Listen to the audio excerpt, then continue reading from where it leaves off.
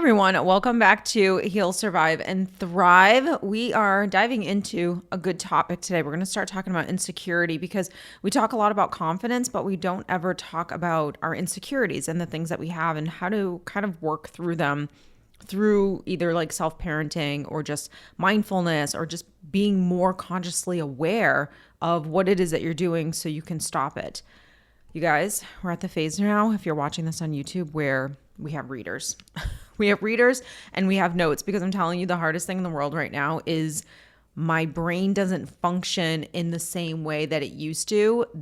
I swear there are times where I'm like trying to even articulate myself and I can't even find the right words to do that, which has never been a problem for me. I've never had a problem speaking my mind, knowing what I want, like being able to articulate myself. But I swear at 44, I feel dumb at times. I'm like, what is that word that I want to say? And I used to get really irritated because I couldn't remember something, or if I walked into a room, I would have absolutely no idea why I even walked in the room, and I would get so irritated because I'm like, I must be going crazy. Either that or I must be insanely stressed.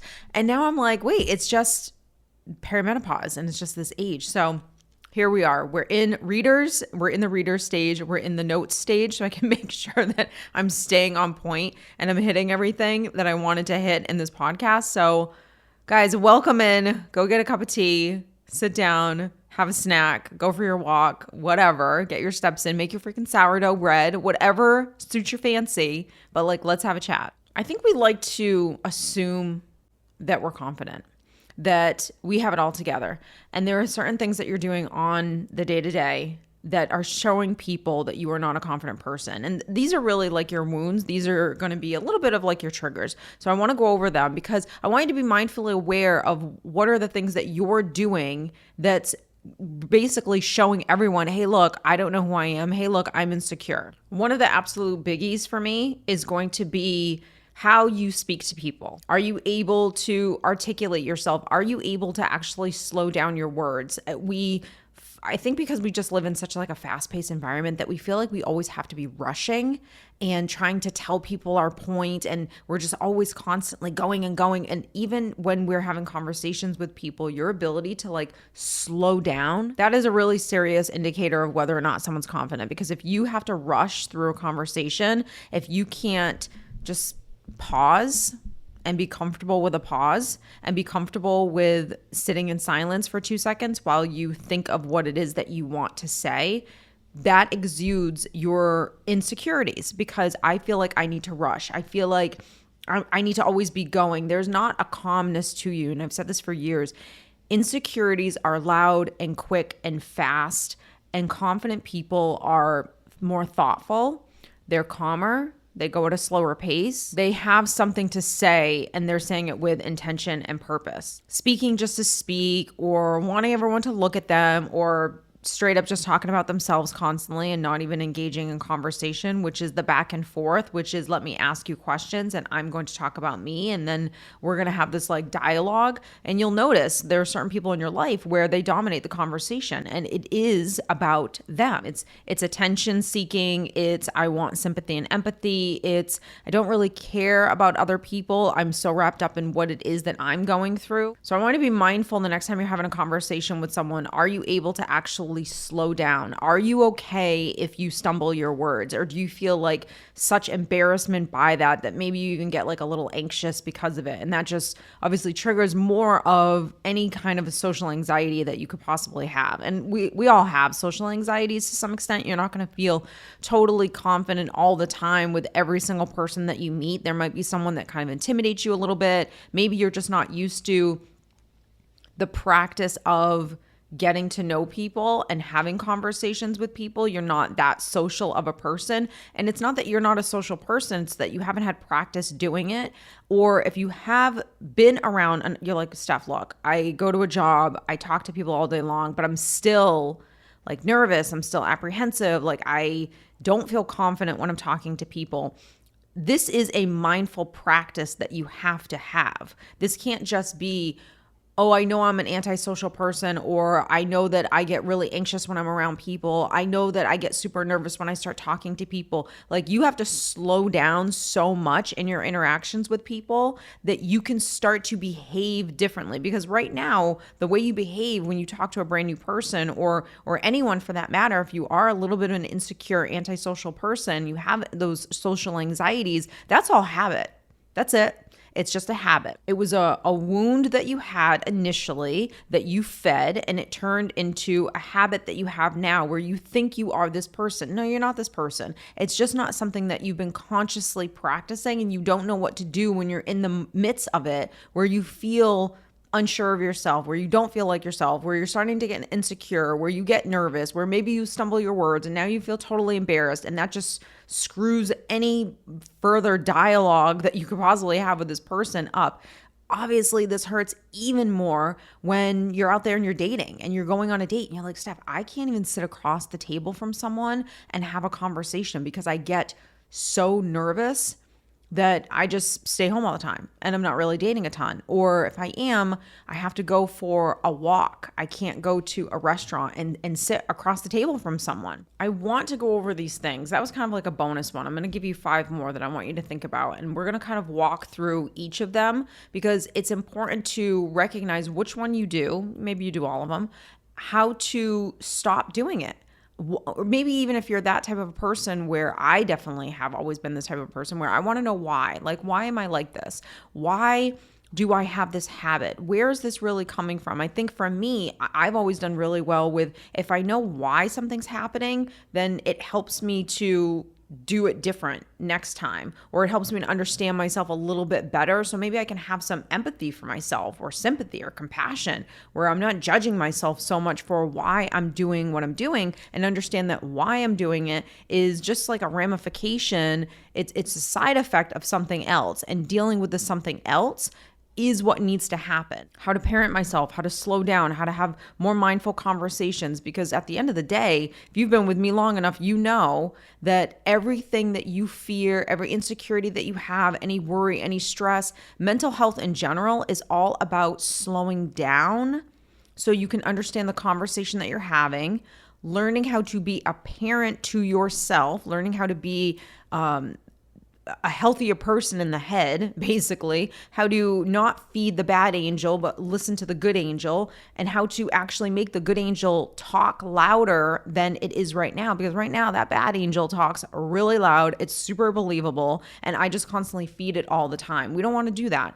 All of these things that I just said literally are just habits. They're habits of you operating in a certain way. And what you're doing by watching videos like this, by investing in yourself, by doing the coaching, by taking the courses, everything, is you saying, all right, I'm going to start slowing down and understanding what is like the one thing that I have to do. Because these concepts sound very simple. It sounds like the easiest thing in the world. Okay, Steph, I'm going to be mindful.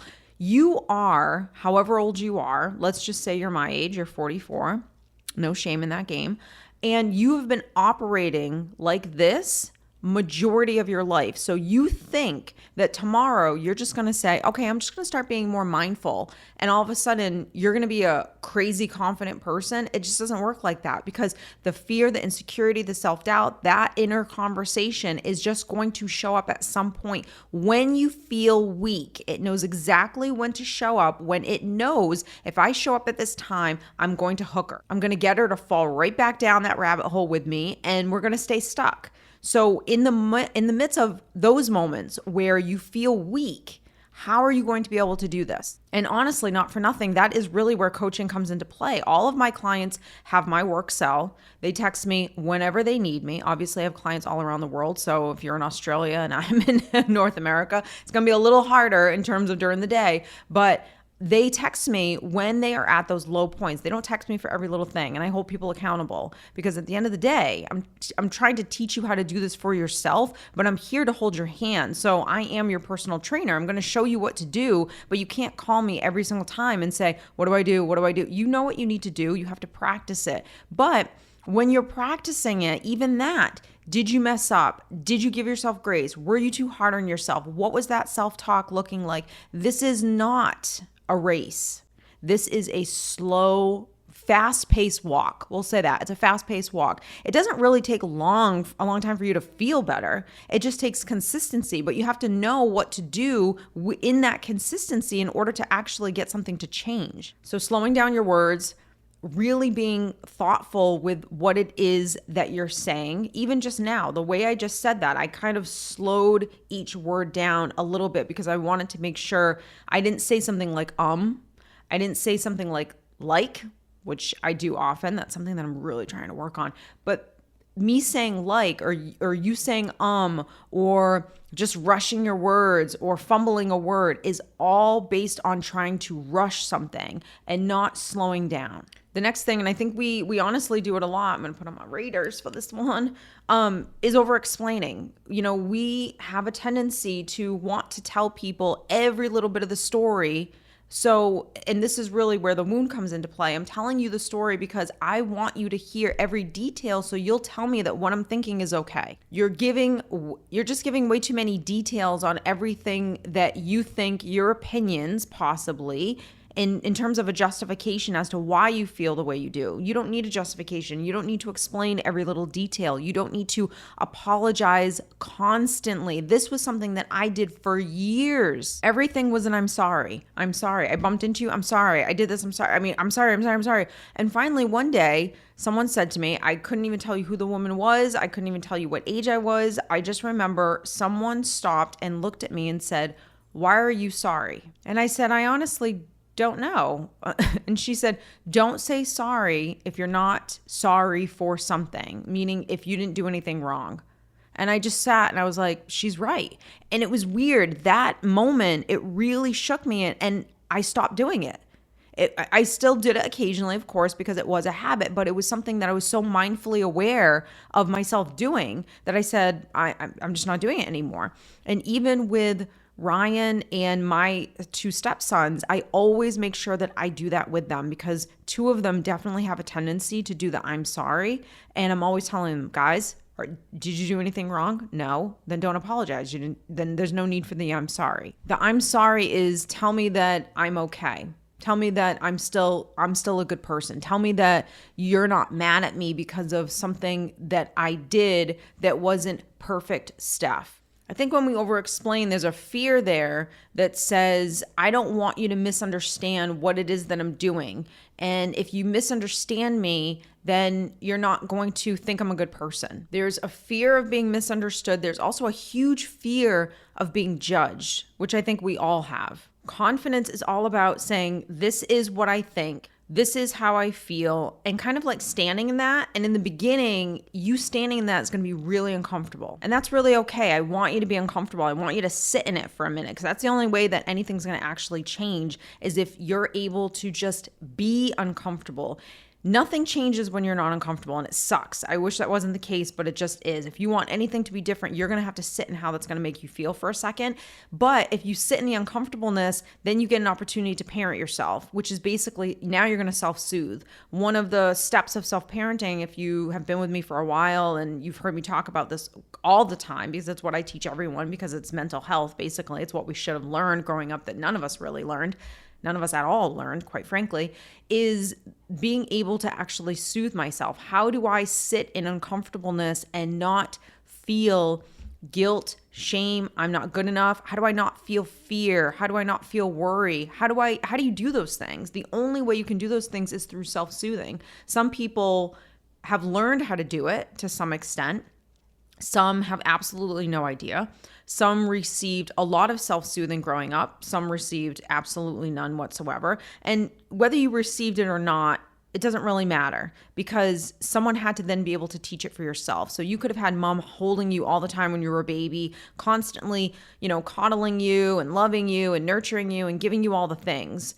But at some point, she wasn't going to hold you at 18 years old and tell you that everything's going to be okay and rock you in the rocking chair until you fall asleep. You had to learn how to do it yourself. Maybe she didn't teach you how to do it yourself because that's something that most parents don't know how to do. It's one of the hardest things is I can give you the love, but how can I teach you to love yourself? And the only way you can teach that is if you actually learn how to do it yourself. And a lot of parents will give things to their kids, quite frankly, because yeah, they're good people and they have a big heart, but it's also because these are also the things that you didn't get growing up. And so you give it very freely to not just your children, but to probably everyone. That's what makes you a really good person. It could also be the thing that makes you susceptible to really crappy relationships and takers, but this is not what this podcast is all about. We'll talk about that in a different week. But now as a grown adult, you have to learn how to give it to yourself. And a lot of learning how to do it for yourself is kind of like trial and error, because you're really learning who you are all over again in a different way. In an adult version, you're seeing what works, what doesn't work, what motivates me, what really helps me and soothes me. A lot of it is just the same for everyone, meaning if you were feeling something like fear, for example, or worry, or anxiety, or little bits of anxiety, not a full-blown anxiety attack or even a panic attack. That's, again, totally different podcast. But if you were feeling a little bit of unease when you were maybe out in public, or even if you're home, if you constantly had your hand over your heart, right? Left hand over your heart, press down a little bit, and you could even kind of like sway. You can go back and forth, you can go side to side, but you constantly were telling yourself everything's going to be okay. You are okay. And you said it with conviction.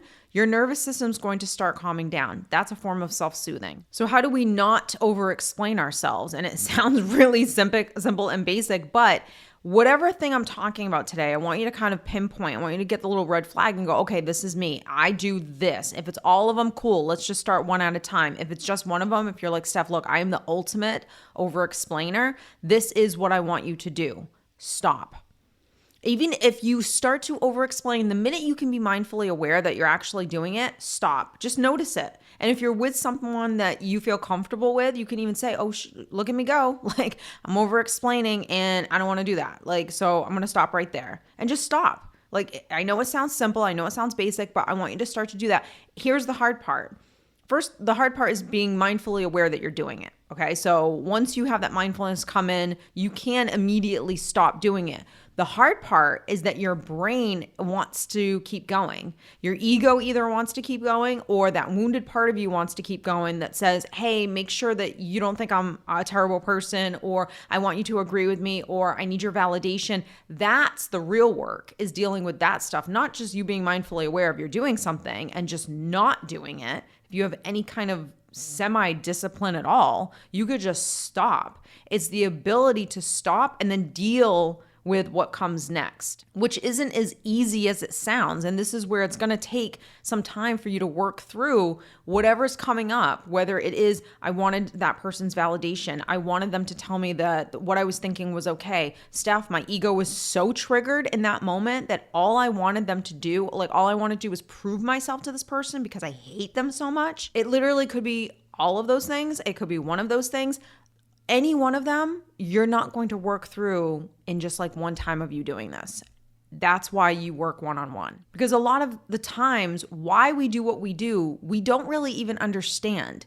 And we have to unpack it a little bit, talk it through, understand ourselves, get that little bit of insight that we just don't have in the moment because we're so emotionally triggered or we're feeling so insecure. The next one is seeking reassurance. And it's funny because we just kind of touched on that, right? Is the wanting and craving of someone telling me that I'm good enough, someone telling me that what I'm thinking is right. Now, you can ask the questions, hey, are you mad at me? Hey, did I do something wrong? It's all about the tone. It's all about your energy. If I felt like you were possibly upset with me for whatever the reasons are, I'm going to state the obvious, okay? I am not a person that can sweep anything under the rug. And I think most people that have gone through a lot of traumas in their life are either one of two people. Either they're the people that sweep it under the rug and they live their entire life like that. I am more of the black sheep of my family where I'm like, look, if there's an issue, we have to talk. I'm not going to ignore you for 2 days. That's immature. Doesn't make any sense whatsoever.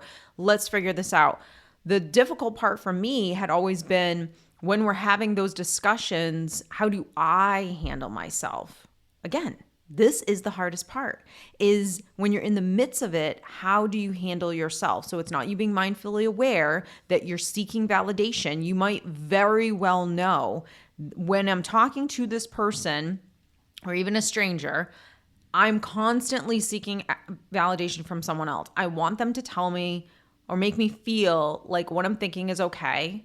I want them to tell me in so many words that I'm basically enough, that I'm doing everything right. The seeking of the validation of the reassurance is obviously a huge telltale sign of insecurity, but it's also a sign of abandonment. Because if I need you to give me something, it's because someone didn't give it to me at some point in time. And then, of course, I didn't then learn how to give it to myself.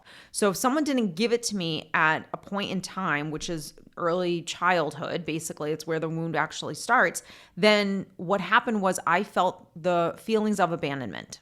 I felt someone leaving, whether it was physically or emotionally, when I needed them in order for me to feel safe and secure about myself, about my environment. So it could have been physically, emotionally, it doesn't matter. Abandonment is a very big umbrella, and underneath it is emotionally, physically, and usually if it's physically, it's obvious, it's 9 times out of 10 going to be emotionally as well. Maybe you've been that person, maybe you know that person that when they were ever in relationships, it was a constant fear of whether or not their boyfriend or girlfriend was mad at them. Are they mad at me? Are they going to break up with me? Like, it was just this fear, this unsettling way that they would be in relationships, which is this hyper like anxious attachment to relationships and people. And it could have been friendships too. It's not just romantic relationships, that if you are an anxious attachment type of person, you don't just have it just with romantic relationships. You kind of have it with everyone. And everyone has different levels of extreme or different levels within all of these things. I would probably say I was more of an anxious attachment person versus an avoidant, but I didn't live my life constantly going, is this person mad at me? Is this person mad at me? It made me uncomfortable when it didn't make me uncomfortable if you were mad at me. It made me uncomfortable how you handled yourself when you were mad at me. That's what made me uncomfortable. The fact that a person could gaslight me or go 2 days without talking to me, or it made me just question, like, how can a person behave in that way? And then it really, of course, hurt. What I didn't help myself or soothe myself with is understanding that this isn't about me, and not needing this person to come to me and say, oh, I'm sorry, or I didn't need this person to do it the right way in order for me to feel okay. And not letting the hurt that I felt, which was perfectly normal, right? Because you have an expectation on people, on how you think people should behave. And some of those expectations are good and they should be behaving in different ways, but they can't. So if they can't, and I'm not a little baby that needs you, then I have to let that go. That was something that I really struggled with. I kind of hung on to it a little too long, and I felt this hurt for way too long than I probably should have, rather than, first off, just talking about some boundaries. And instead of keeping with the, okay, we're not going to talk to each other, and having this uncomfortable vibe go, saying, hey, when you do this, I don't enjoy it. I understand why you're doing it. You're uncomfortable. You don't know how to handle yourself. Basically, that's what's happening. And talking about some boundaries that need to happen. This isn't about teaching people how to behave, but it is about you setting boundaries with people in your life. I think we all have at some points in our life, if not all the time, and I think social media has not helped this whatsoever. I feel like social media kind of started with, especially when Instagram started, where it was these pretty pictures, and then it turned into the pretty family photo. And then when TikTok happened and everyone was on it and they were just like, this is me, messy and just everything like that, it became a little bit more real. Now I think we've gone to extremes with that as well, where it's like, oh my God, we don't need to hear every opinion from every person constantly 24 hours a day. It's overwhelming. But there is a comparison to, and of course, people fabricate the life they have, the money they have. I see it constantly. I know you guys see it too. And I know you can feel it. You can feel it when you're watching something and you're like, not to say this person isn't happy, not to say this person isn't successful, not to say this person isn't whatever it is that they're portraying to be or have, or maybe they just have it. It's this insecurity behind it, or it's this, why do you need to express it constantly, right? So to me, if you're happy, again, happiness is quiet. It doesn't need to really showcase anything all the time. You can showcase something that you're excited about or happy about, absolutely, here and there. But these ideals or this idea that everyone's, super successful. No, majority of people are not. Most people are, renting cars that they can just take a picture near. Most people are lying to you about what they have and how easy it was for them to get it. That's a lie. That is a lie. Happy marriages. Yes, absolutely. I'm in a great relationship, but that doesn't mean I have never been in situations where it wasn't the best of times with a person. Or not to say that Jason and I don't ever fight whatsoever. We're perfect. And every time my gas tank is empty, he comes to the gas station and finds me and fills up my tank. Like, what are we doing here? We're in an unrealistic way of portraying what our lives are. I'm not waking up at 5 a.m. and doing a workout for an hour and then getting myself together and then having a healthy pre-made breakfast that I cooked the other day and then getting my kid off to school. And my house looks like a bomb went off. I look like, I can't even tell you. I'm just like picturing myself in the morning. Some mornings I can't even go to the bus stop with him because I'm like, I'm in a robe. I haven't even washed my face. Like, it's not happening. I'm braless driving him to school. Like, that's the real life. No one is living the perfect life 24 hours a day. You might aspire to do it. You might do it for a couple days, but it's not something you're going to sustain. So we look at all these images, we watch all these videos, and hold on, got to move that mic. There we go. We compare ourselves. We compare ourselves to an unrealistic, false narrative that's going on in another person's life. And when you start comparing yourself, it makes you feel like where you are right now is just not enough, that I need to be doing more, that I need to be more. And that is the root of why everyone's miserable, because no one is happy with what they have right now. They're constantly seeking something else. They're constantly seeking more. You can want a relationship for yourself. You could want more money for yourself. Absolutely. But can you also find the balance with being happy in the here and now? And that is if you're talking about like manifestation, that's something that a lot of people struggle with, where they're like, I'm doing everything right. I got my vision board. I got this. I'm living as if, all those things. But you haven't let go. And the letting go is where you're happy where you are. And the need for those things, the craving of those things it's not there. It doesn't mean you don't want it. You are in alignment with it. So you've done that job really well. But there's not a lack. There's nothing missing from your life. It's something that you want. It's something that you know you're going to have, or a person that you want to be. You want to be this person, but there's no fear. And the fear comes when there is something that's missing, when there's a comparison that's happening constantly that you don't have something or you're not something yet already. You already are perfect. You already have pretty much everything you need. Because here's the thing, at the end of the day, you are in your own bubble. I've talked about the bubble for years. If you've been with me since, when did I start? 2017, I think, 2018. Then I've always talked about the bubble. You are in your own bubble all the time. And if you're not having a good time in your own bubble, no amount of relationship, love, money, sex, success, likes, followers, views, blah, blah, blah, what kids, it doesn't matter. It's not going to make you happy. Those things are highs. Those things are the icing on the cake. Those things will make you feel good, but they will not sustain your happiness. They just will not. That's why every time you get something that you wanted, you move on to something else. And then you don't appreciate this thing that you now have that you dreamt about. You manifested, you worked hard, you wanted so badly. You're not thinking about that anymore because now you're caught up in the next thing that you want. I think the easiest thing that you can smell the insecurity a mile away is if I give you a compliment, do you say thank you? I know you do it. I know you do it because we've all done it. First of all, again, I don't know who it was. God, I wish I could remember the people, but there was someone that, I think it was my hair. Someone had complimented me on my hair years ago. And because I would always say the same thing. I'm like, oh, it's dirty. And she said, can you just say thank you? And I'm like, ooh, okay. She's right, actually. I was like, oh, thank you. So it was something that I became so mindfully aware when someone gave me a compliment to just say thank you.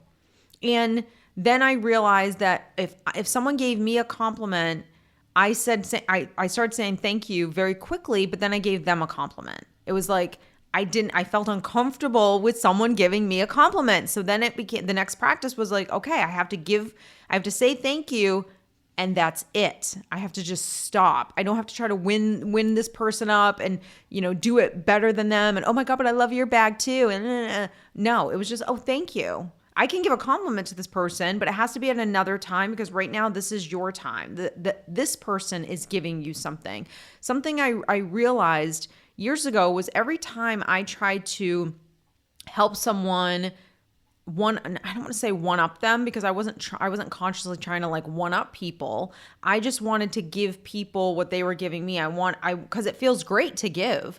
And I realized that if I'm dimming that person's light in terms of what they're giving me, then that's not fair, right? Like, everyone feels good when they're helping someone else. So allowing people to actually help you and compliment you, it makes them feel good too. They're not all just insecure sitting there.